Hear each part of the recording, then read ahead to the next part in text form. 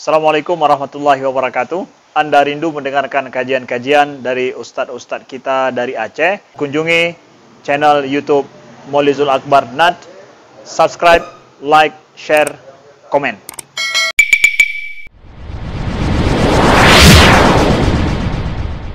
Assalamualaikum warahmatullahi wabarakatuh.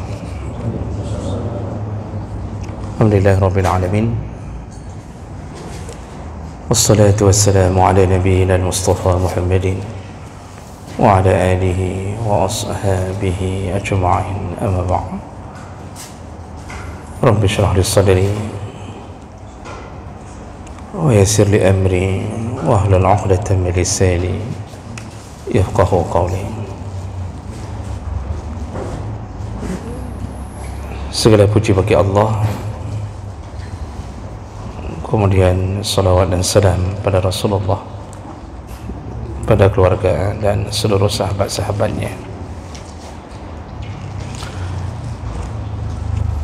Bapak Ibu jamaah salat maghrib dan isya,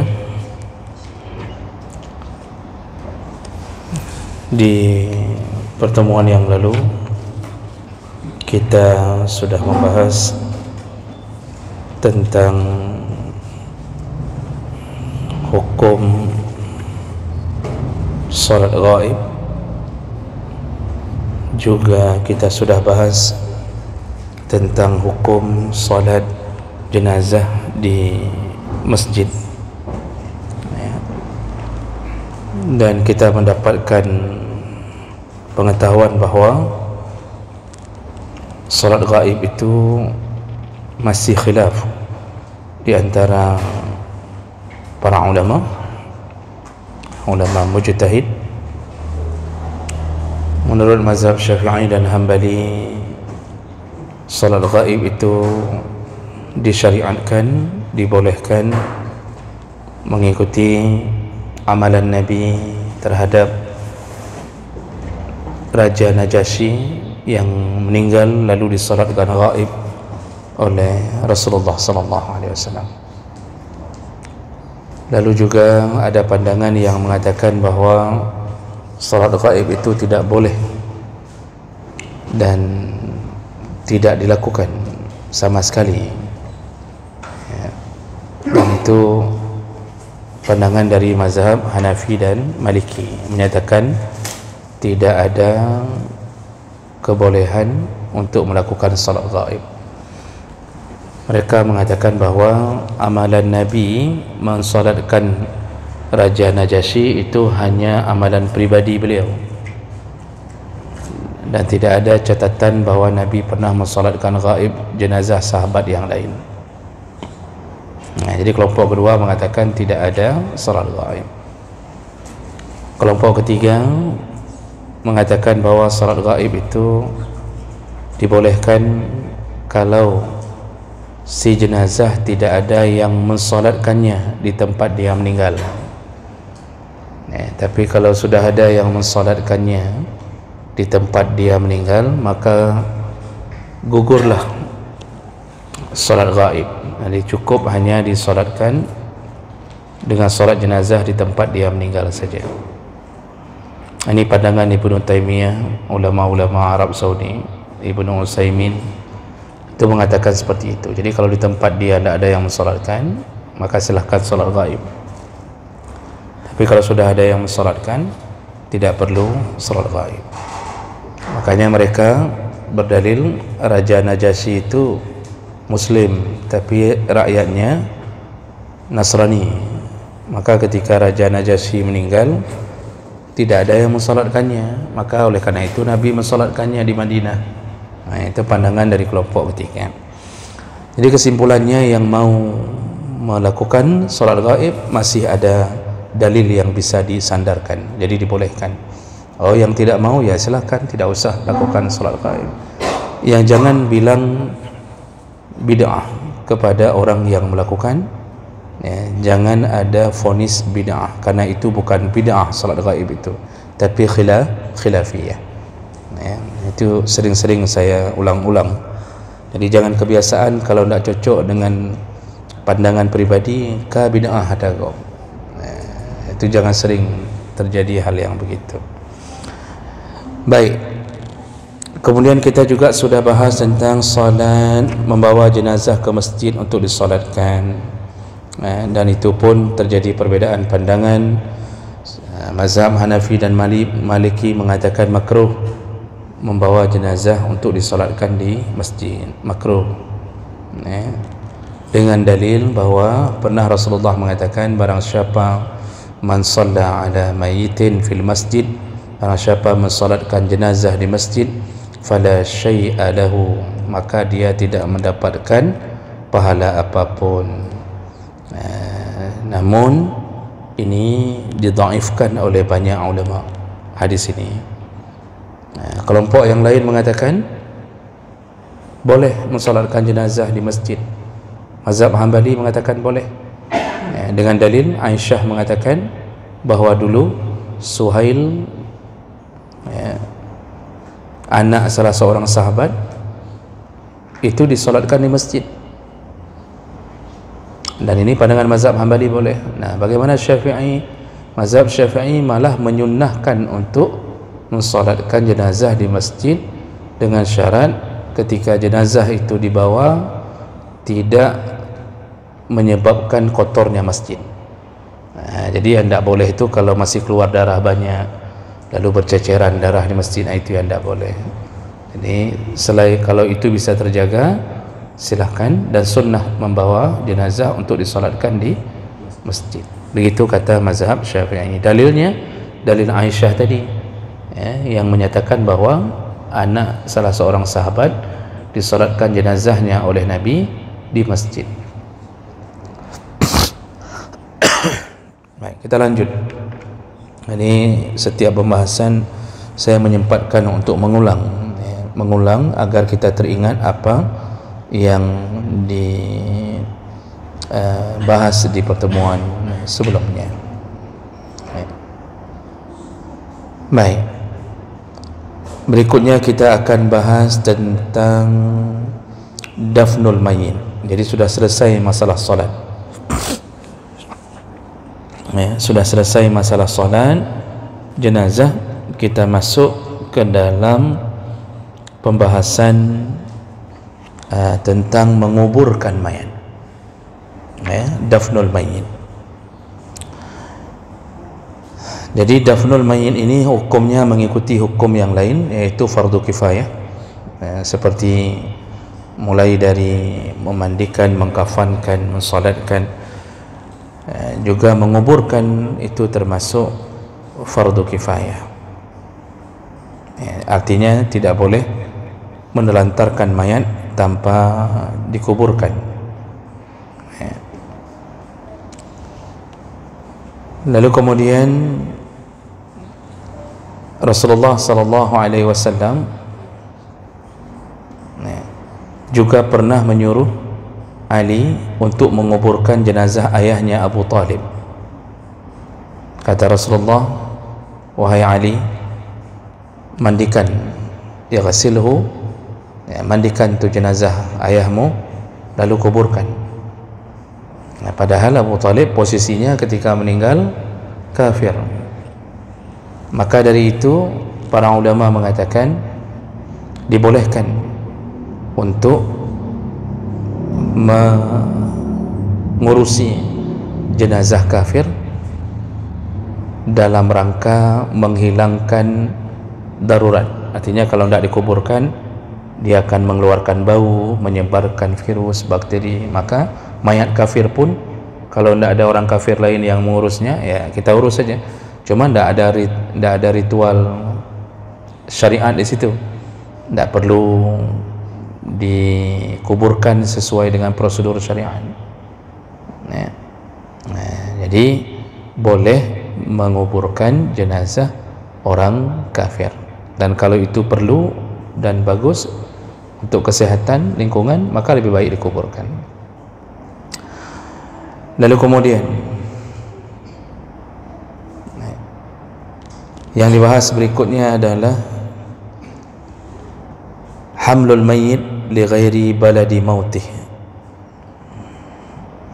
yaitu menguburkan, membawa mayat untuk dikuburkan ke tempat di luar tempat meninggalnya. Nah, ini yang mau dibahas adalah apa hukumnya memindahkan jenazah dari satu kota ke kota lain, dari satu negara ke negara lain, ya. Jadi tidak dikuburkan di tempat dia meninggal. Meninggal Lancang Garam, dibawa ke Medan, boleh atau tidak? Meninggal di Medan, dibawa ke Lancang Garam, pokoknya begitu-begitulah. Dan itu sekarang banyak, ya. Apakah ini pekerjaan yang dibolehkan atau tidak?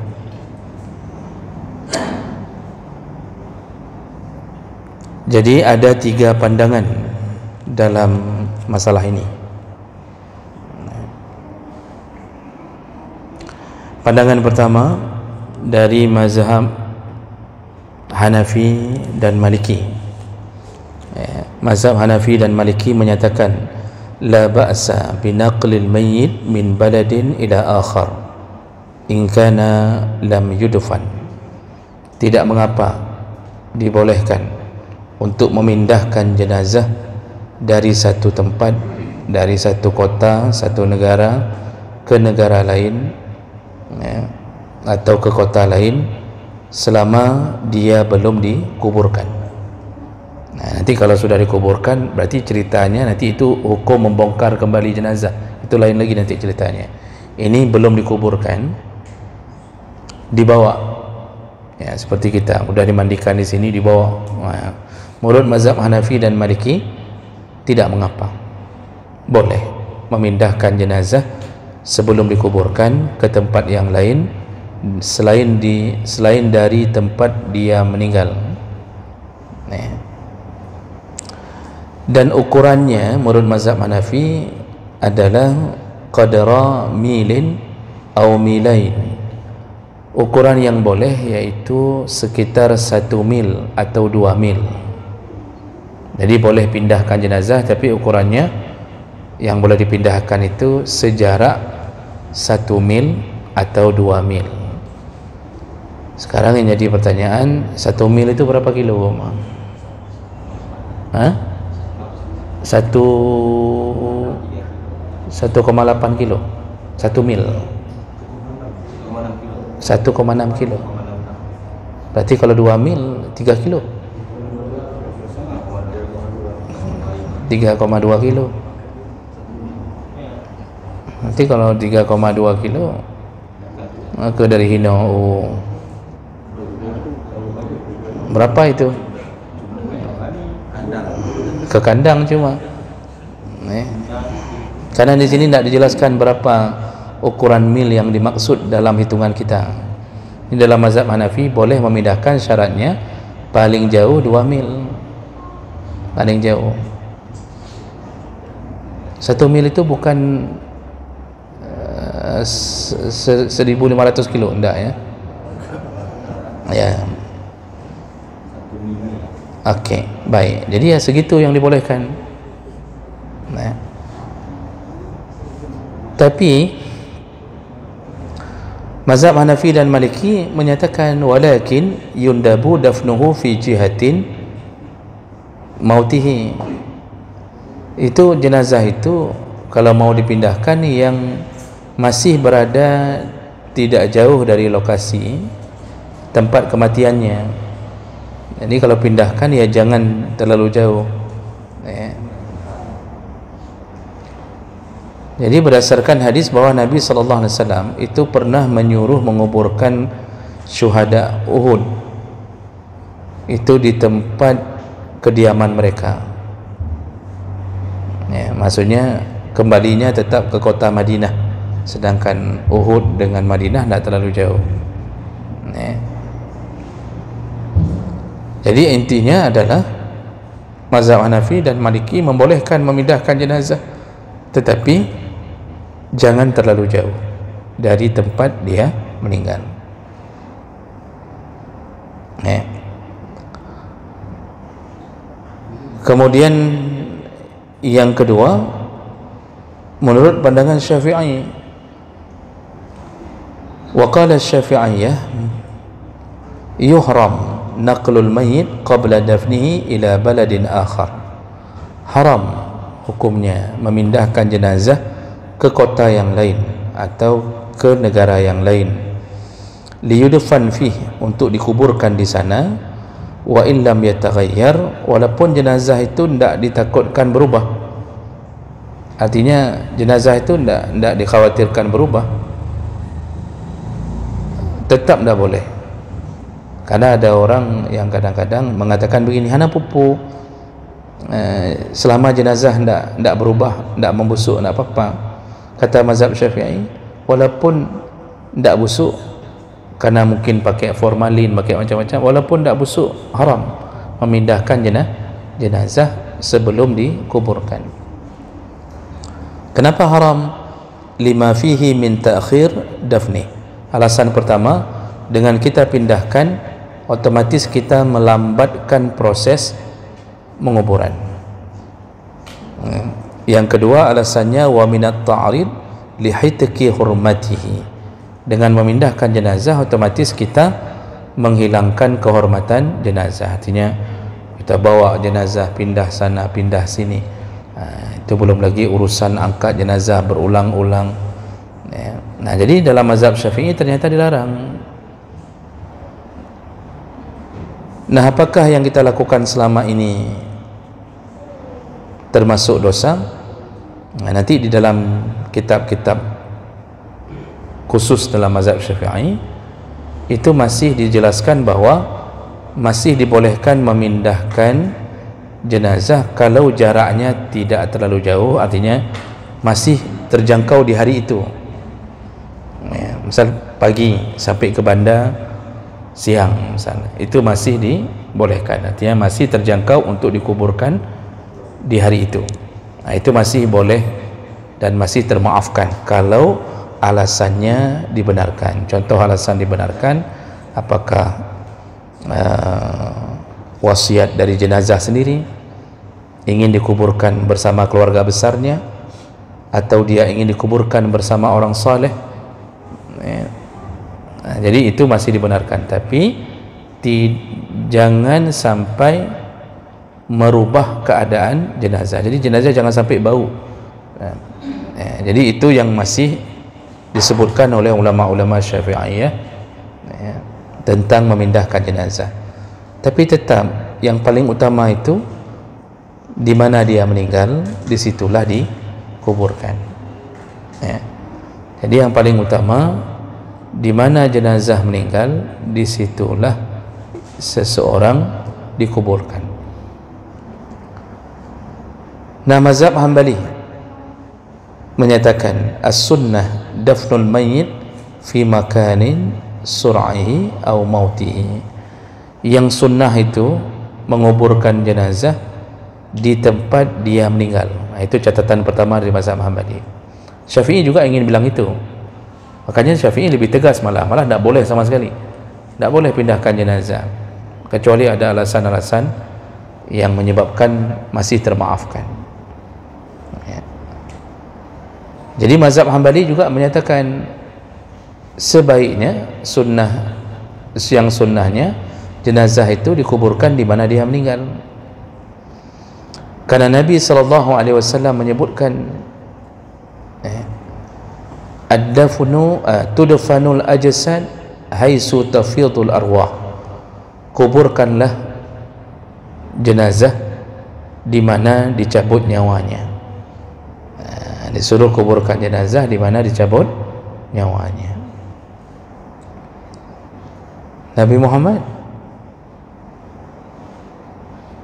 dikuburkan di bawah kasurnya sendiri, padahal beliau lahir di Makkah, kampung halamannya Makkah, tapi tidak dibawa balik ke Makkah, dikuburkan langsung di Madinah, di kampung perantauan beliau, di kampung tempat beliau hijrah. Nah, jadi mazhab Hambali juga mengatakan seperti itu. Lalu beliau mengatakan, mazhab ini mengatakan, wa hamlul mayyit ila ghairi baladih li ghairi hajah makruh. Kalau ada yang membawa jenazah keluar dari satu tempat menuju ke tempat lain tanpa ada hajat, makruh. Makruh hukumnya, tidak baik.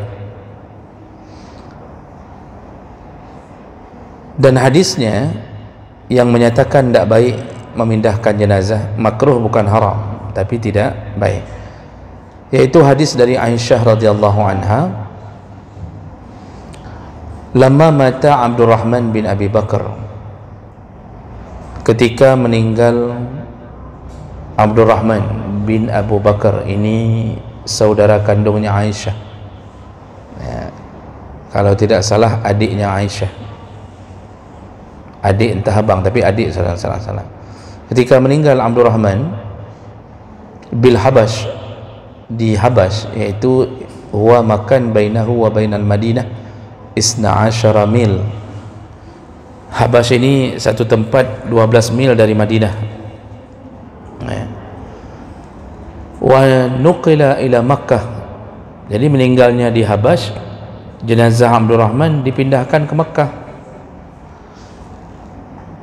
lalu dikuburkan di Makkah.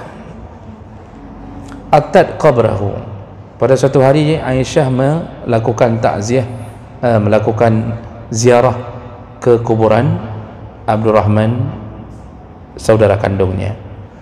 Wa qalat, lalu ketika dia sampai di tempat kuburan Abdurrahman, beliau berkata, wallahi, demi Allah, law hadartuka ma dafantuka illa haisu mitta. Wahai Abdurrahman, kata dia, sungguh demi Allah, seandainya aku ada ketika engkau meninggal, maka sungguh tidak aku izinkan untuk dikuburkan kecuali di tempat engkau meninggal. Jadi Aisyah berkata, nyo kana lung hana, menyo nalung watekah meninggal, kalau saya ada waktu kamu meninggal, sungguh tidak aku izinkan jenazahmu dibawa ke Mekah, pasti aku suruh kuburkan di mana engkau meninggal, haitsu mitta. Jadi hadis ini menunjukkan, ini hadis riwayat Tirmizi dengan derajat yang sahih, menunjukkan bahawa Aisyah yang faham dan yang paling dekat dengan Nabi dan pintar, beliau ingin menyatakan bahawa dia tidak suka kalau jenazah dibawa, dipindah dari tempat kematian. Ini dalil yang digunakan oleh mazhab Hanbali, menyatakan makruh, tidak boleh memindahkan jenazah, bukan tidak boleh, tidak baik memindahkan jenazah dari tempat kematiannya. Namun fa in kana an-naqlu li ghardin sahih, tapi kalau memindahkan jenazah itu untuk tujuan yang sahih, yang benar, fala karahah, maka tidak mengapa. Jadi apa tujuannya pindahkan jenazah?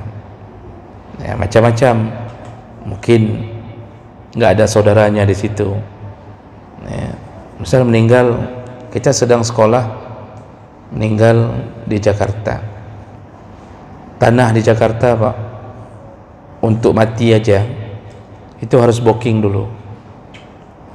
Satu petak tanah itu per meternya berapa itu? Siapa yang sudah pernah mati di Jakarta? Nah, lu baca apa yang, dan saya tanya sama teman-teman Jakarta tu, itu 1 meter itu ada 10 juta. Mahal sekali Pak. Itu booking tanahnya, belum jaga orang sampai kita meninggal, supaya tidak direbut orang lain, karena model patok tanah diambil, direbut orang, itu untuk meninggal aja susah Pak. Itu Jakarta.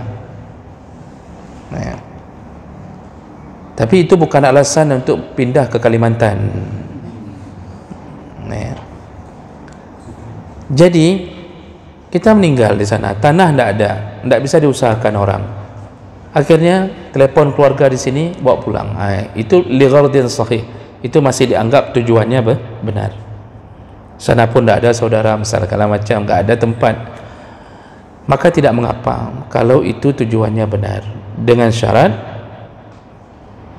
jangan sampai jenazah rusak.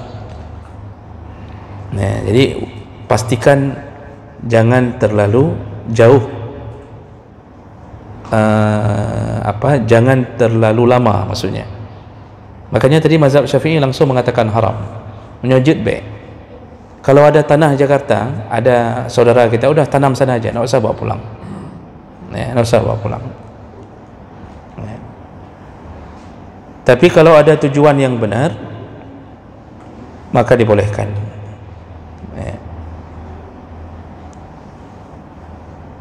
Nah, ini pandangan mazhab Hambali. Jadi kalau begitu, kita bisa ambil kesimpulan bahwa hukum yang asal bahwa di mana meninggal, di situ yang lebih baik dikuburkan. Di mana meninggal, di situ yang lebih baik dikuburkan.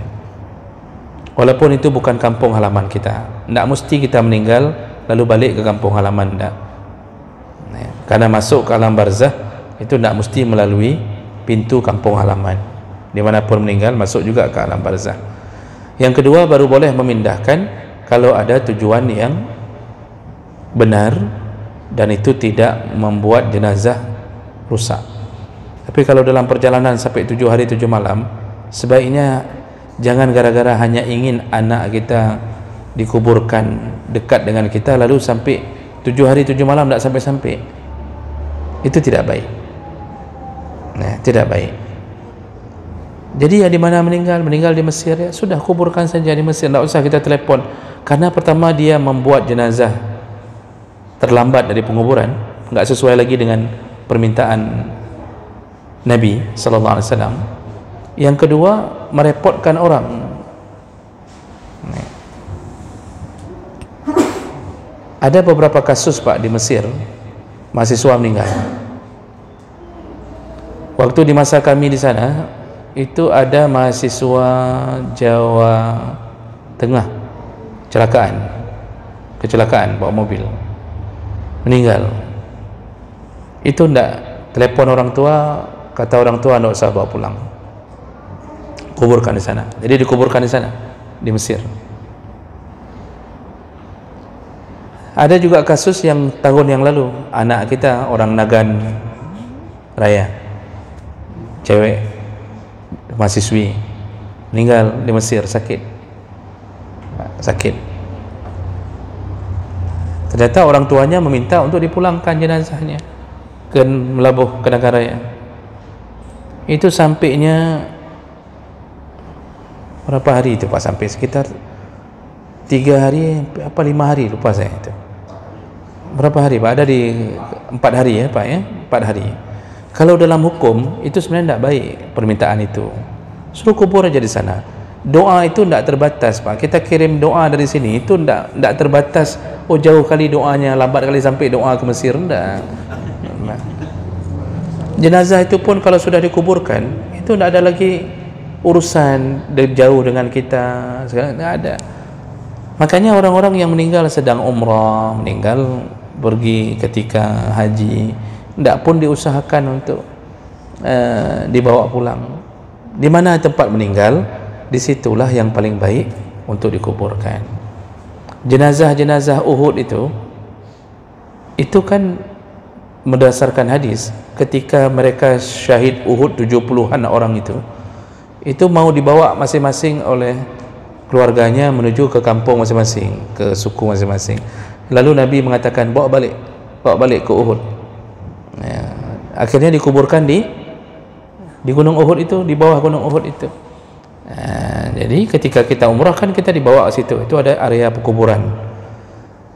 Wallahu alam, dalam riwayat disebutkan area pekuburan Uhud itu kemudian banyak jenazah dipindahkan karena terjadi banjir besar yang menyebabkan tanah dan jenazah terangkat.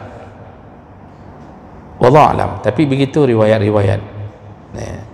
Tapi saya tidak tahu pasti benar atau tidak riwayat itu, tapi begitu riwayat menyebutkan, sehingga baru dipindahkan jenazah-jenazah itu. Di antaranya dipindahkan ke Baqi', ke kota Madinah, di Baqi'.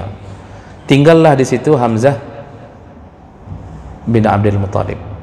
paman Nabi, ya.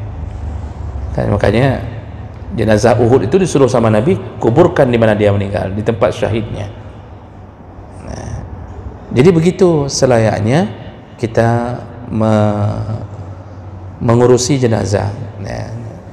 Dan ini sudah banyak terjadi, memindah-mindahkan jenazah malah menyebabkan terlalu lama proses penguburan. Baik, itu permasalahan pertama. Kemudian permasalahan kedua tentang membawa jenazah. Tentang membawa jenazah. Hamlul janazah wa kaifiyatuhu, membawa jenazah dan cara membawaannya. Membawa jenazah termasuk fardu kifayah juga, mengikuti semua urutan proses jenazah, artinya harus dibawa, tidak boleh ditelantarkan. Dan dia termasuk birrun wa ta'ah wa ikram lil mayyit, dia termasuk kebaikan yang dilakukan untuk mayat, artinya orang yang membawa mendapatkan pahala.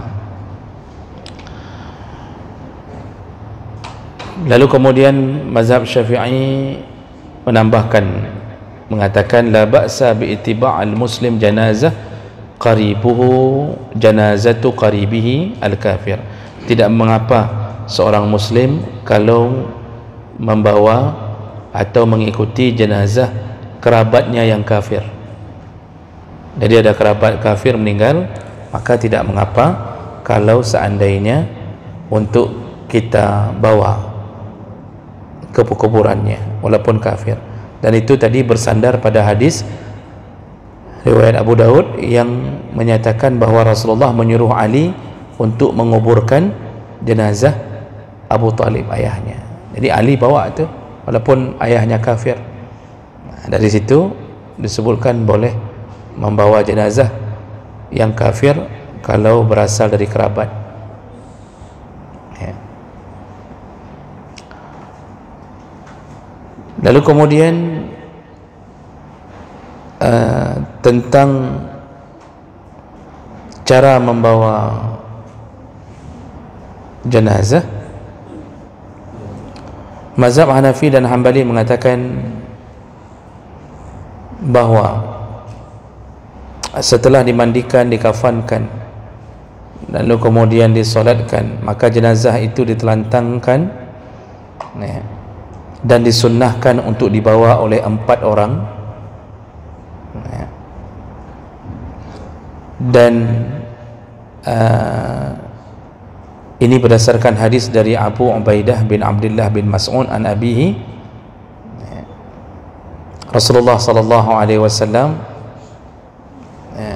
menyebutkan man ittaba'a janazah falyahmil bi jawanib as-sarir kullaha, barang siapa yang membawa jenazah bawalah dengan alas sarir, dengan alas ranjangnya, artinya kalau bawa itu jangan langsung pegang di badan jenazah, tapi pakai alas, apakah papan, kalau kita kerenda apa. Nah, itu di antara yang diberi petunjuk oleh Nabi sallallahu alaihi wasallam, ya. Lalu kemudian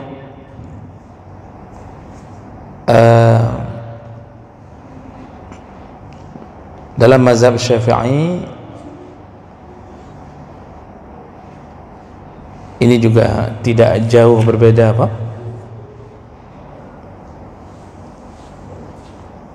menyatakan tentang membawa jenazah itu juga selayaknya itu memakai alas, ya.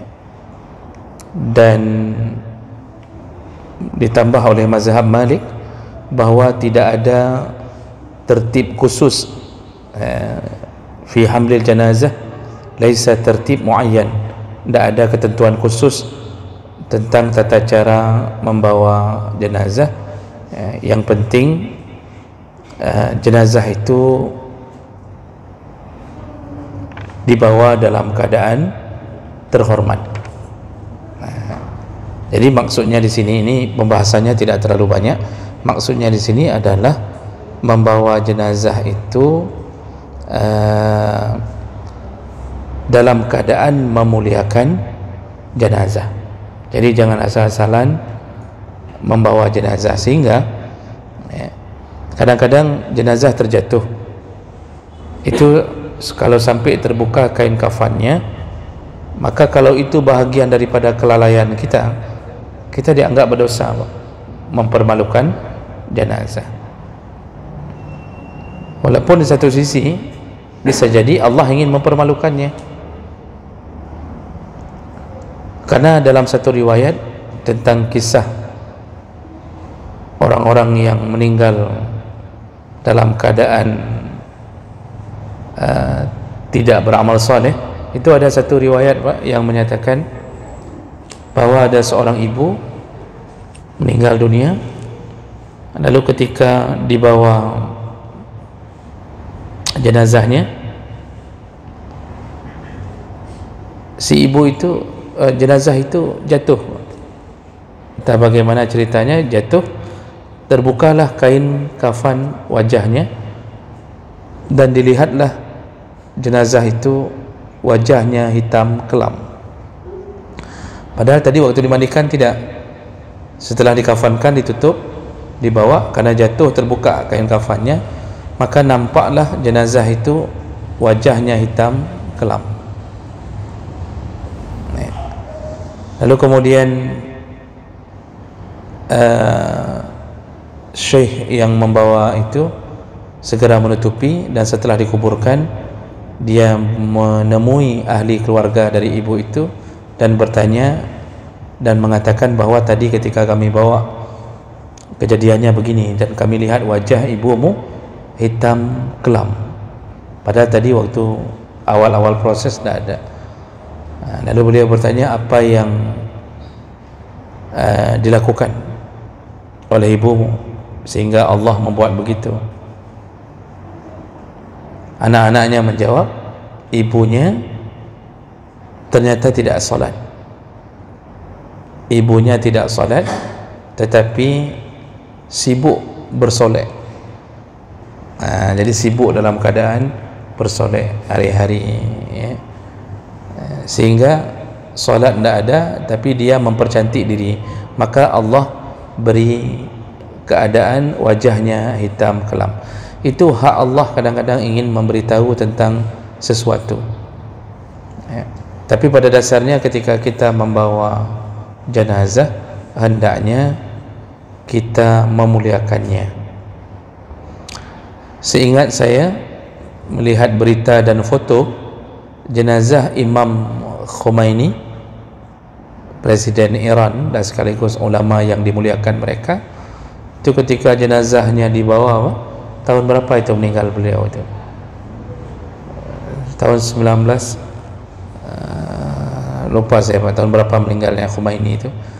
Itu ketika dibawa, untuk dibawa, direbut oleh rakyatnya untuk diambil keberkahan. Jadi semua ingin pegang jenazah Khomeini, dan akhirnya apa yang terjadi, Pak? Terbuka kain kafannya sampai beliau sudah hampir telanjang. Itu presiden dan ulama besar. Silahkan lihat berita dan foto-foto yang sempat diambil, Pak. Itu hampir telanjang, rakyat berebut untuk menggapai jenazah ini.